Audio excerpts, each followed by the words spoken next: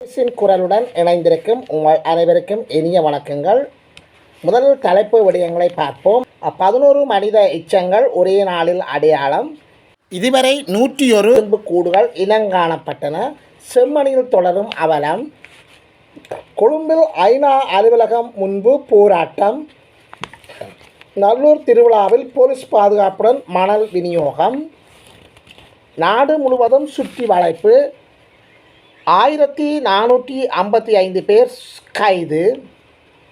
தமிழின அழிப்புக்கு சர்வதேச நீதி கோரி தமிழர் தாயகத்தில் கவன ஈர்ப்பு போராட்டம்.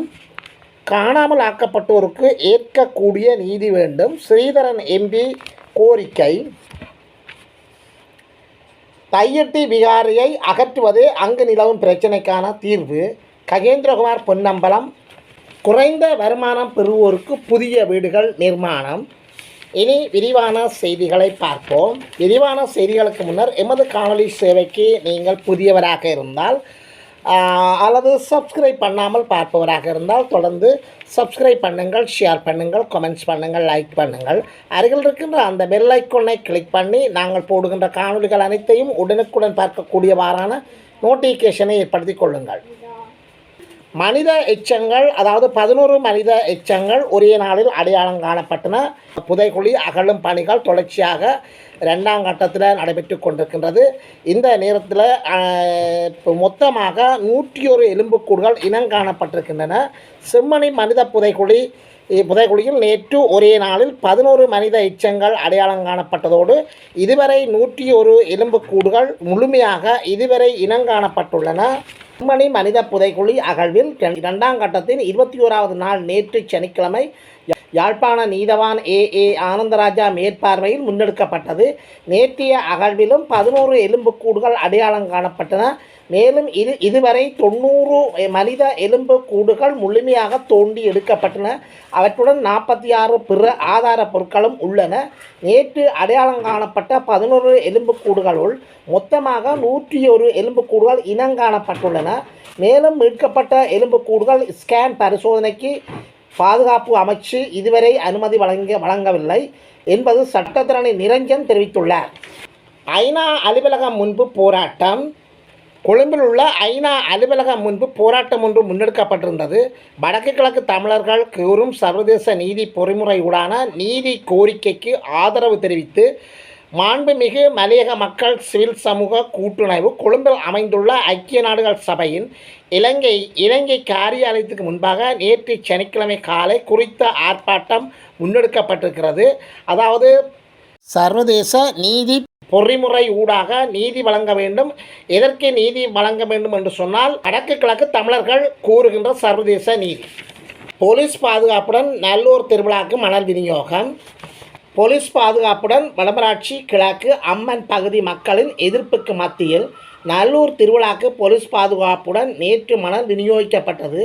நல்லூர் கந்தசாமி கோயில் ஆலயத்தில் வருடாந்த திருவிழாக்கு வருடந்தோறும் குறிப்பிட்ட மணல் வடமராட்சி கிழக்கு அம்மன் பகுதியில் இருந்து பிரதேச மக்களின் அனுமதியுடன் வழங்கப்பட்டு வந்தது.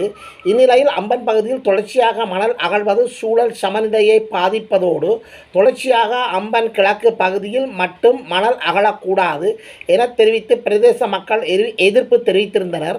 மணல் விநியோகம் தொடர்பாக எழுந்த முருகலை அடுத்து போலீஸ் பாதுகாப்புடன் நல்லூர் கந்தன் ஆலயத்துக்கு மணல் விநியோகிக்கப்பட்டது. மேலும் வடமராட்சி கிழக்கு அம்பன் கிழக்கு கிராம அபிவிருத்தி சங்கம் தனது கிராம மணல் அகழ்வு மேற்கொள்ள வேண்டாம் என தீர்மானம் நிறைவேற்றி இருந்தவை குறிப்பிடத்தக்கது. தமிழின அழிப்புக்கு சர்வதேச நீதி கோரி தமிழர் தாயகத்தில் கவன ஈர்ப்பு போராட்டம். நீண்ட காலமாக தமிழ் மக்கள் மீது திட்டமிட்ட வகையில் நடத்தப்பட்டு வரும் இன அழிப்பிற்கு சர்வதேச நீதி கோரி போராட்டமானது நேற்றைய தினம் வடக்கு கிழக்கு 8 மாவட்டங்களிலும் இடம்பெற்றுள்ளது. நாடு முழுவதும் சுற்றி வளைப்பு. இதுவரை 1455 பேர் கைது. நாடு முழுவதும் நேற்று முன்தினம் மேற்கொள்ளப்பட்ட சுற்றி வளைப்பில் 1455 பேர் கைது செய்யப்பட்டுள்ளனர். சோதனை நடவடிக்கைகளின் போது 24,281 பேர் சோதனை செய்யப்பட்டனர்.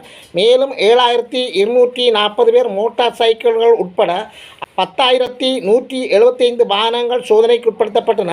அதன்படி இந்த நடவடிக்கையின் போது போதைப்பொருள்